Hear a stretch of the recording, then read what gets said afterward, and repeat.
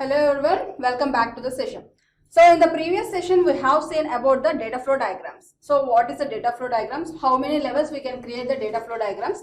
So level to level, how can we enlarge the data flow diagram? Okay, so let us go for the second concept, that is the creating a control flow model. So in the previous session we have seen about the what is the flow model. Okay, let's go for the how to create a control for the flow model. So data model and the data flow diagram. So data flow diagram we can shortly call as a DFD. Okay, data model and data flow diagram are all at the necessary to obtain meaningful insight into software requirements. So why we are taking the data flow diagrams? Why we are going for the data models? So these are all we are taking for the purpose of software requirements. So everything, whatever the analysis part you are doing, so whatever the data models you are taking, whatever the requirement models you are doing, that is only for the requirement analysis.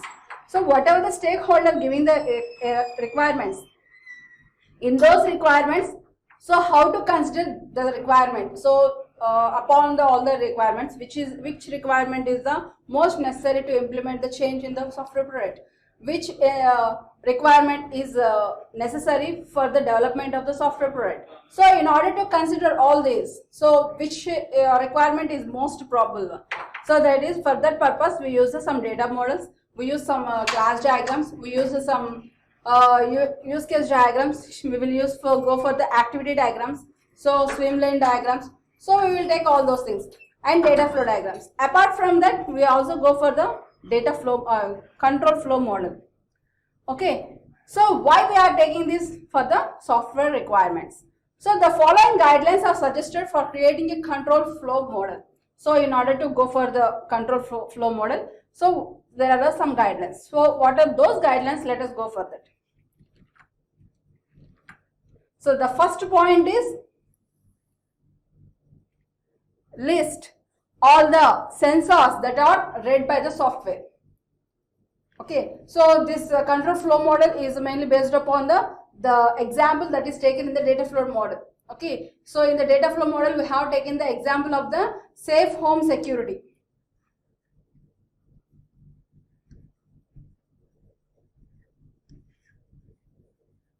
Safe home security. So we have taken this example. So basing upon this example, so they are some of the list of the guidelines. So how to control the flow model, how to create a control flow model. Okay, so the first point is list all the sensors that are read by the software. So whatever the sensors, so in the software, so if you go for the diagram,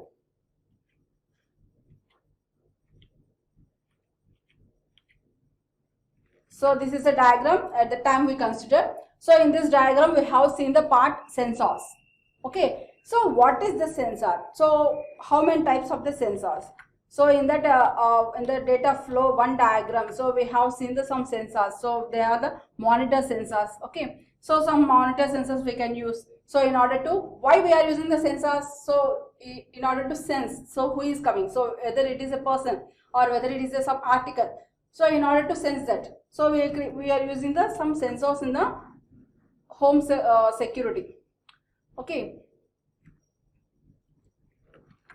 so that is the first point. So list all the sensors. So what type of sensors we have to use in order to implement the software, whether it is a temperature sensors. So different types of sensors it is available in the market. So set temperature sensors or human sensors, that means who is some person, if some person is coming, so in order to detect that person. Okay, like that. So some obstacles, so whatever it is. Okay, different types of the sensors are there. And next, the second point is list all the interrupt conditions. So what are the conditions that interrupt the system? If there is some power loss, so if there is some sensors may lost its sensitivity, so then what we have to do? So like that. So what is the interruptions in order to design that, in order to build the software. So what are the interrupt conditions? Different conditions will come. So if the person may not detect by the sensors due to some reasons, So what are those? So they have to list out all those things. And secondly, and thirdly, list all the switches so that are actuated by the operator. So what are the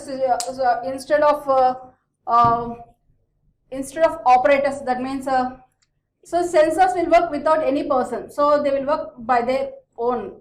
So we do not require any human over there. So in order to use the sensors. Okay. So like that, if there is any operable operators are required in order to use this system, that means specially anything we have to appoint in order to perform some operations. So home security, safe home security is some software system which has to be treated by itself. So there is no operator for that. So maybe in some situations, if any operator is required in order to operate that system. So we have to list all those things. And next, list all the data conditions. So whatever the data conditions, so whatever the things we have to list out. So data conditions are nothing but, for example, so some obstacle or human, both are the sensible by the sensors. For example, at the same time 2 more persons came, so at the same time some conditions are there. So if only the same person, for example the home owner came, he is also some obstacle to the sensor. So at that time the sensor, how it has to react.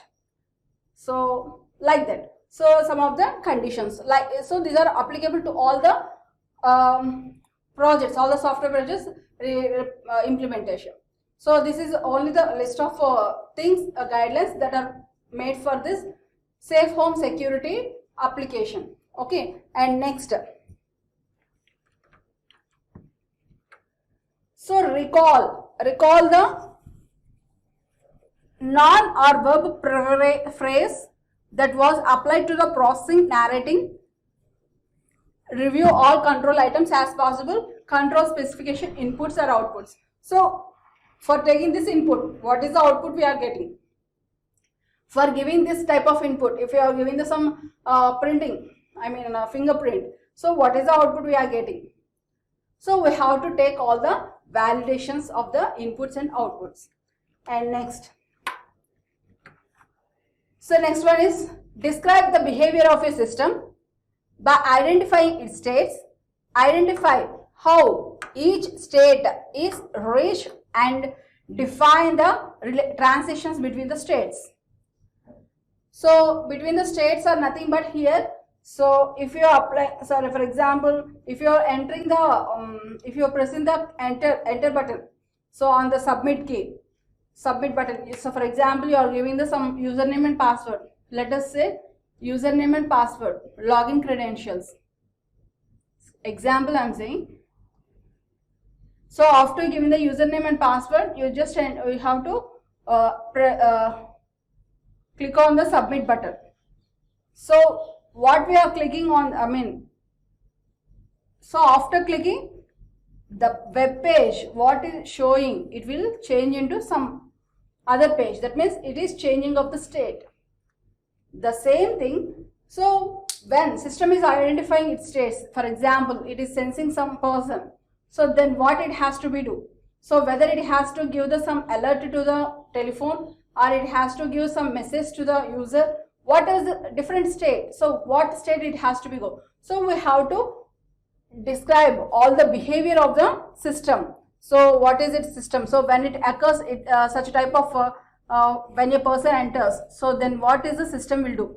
Okay, then what state it will go? It will go into the neutral state or it will go further any identification state. So what is that? So we have to give some description regarding that. So what is the different states? It will transition. Transition is nothing but moving, navigation. Okay. So and next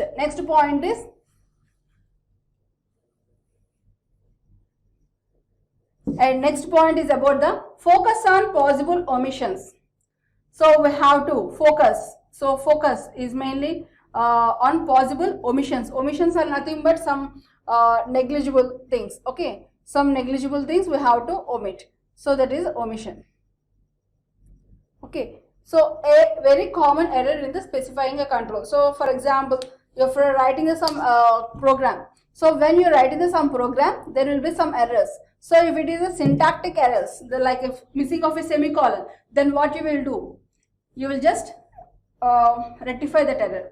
But there will be some warnings, okay, because of some logic regarding the some semantic structure what you are given. According to that, there is some problem in that. So then what are those warnings will be negligible by the software because they are not considerable. So like that, what are the different possible omissions, what are the different possible errors will come. So what type of error we have to rectify, so what type of errors if it comes, so what type of rectification we have to do. So they have to focus on that. Okay, and next, the next topic is the control specification. So up to we have seen the control flow model, how to create, and now going for the control specification. So what is the control specification? So a control specification, the shortcut for the control specification is CSPEC.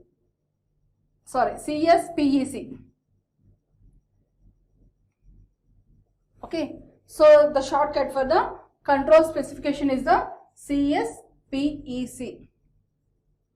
So control specification. So for specification SPEC, for control it is a C. Okay. So what is this? So a control specification. So in shortcut we will read as a CSPEC. So represent the behavior of the system in two different ways. So the behavior means what it will, if anything is encountered into it. Encounter is nothing but if anything happens. For example, this is a system. Okay. So when interacting with that, so what is the changes it will do?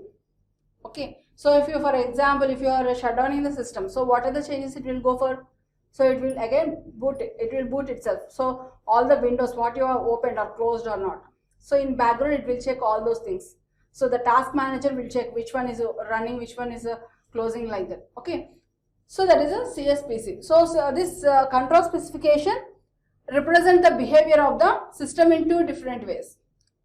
So it represents the behavior of the system in two different ways. What are those? The first one is the CSPEC.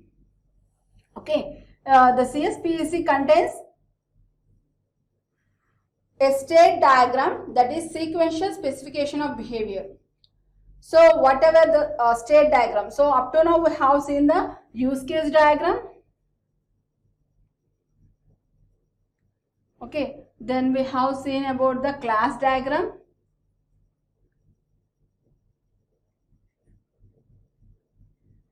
And we have seen about the activity diagram.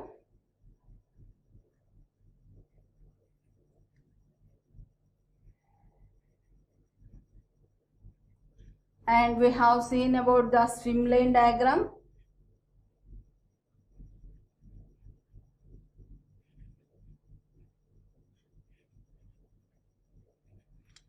Now we are going for the next one is the state diagram.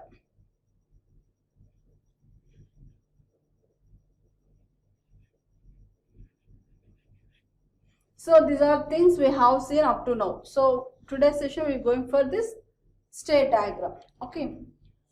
So the CSPEC contains a state diagram, that is sequential specification of the behavior.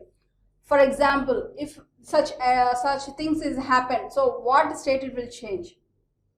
So for that purpose, this state diagram will be used. So use case diagram is for in order to identify what are the activities will do when the software is interacting with the system, when the software is interacted by the user.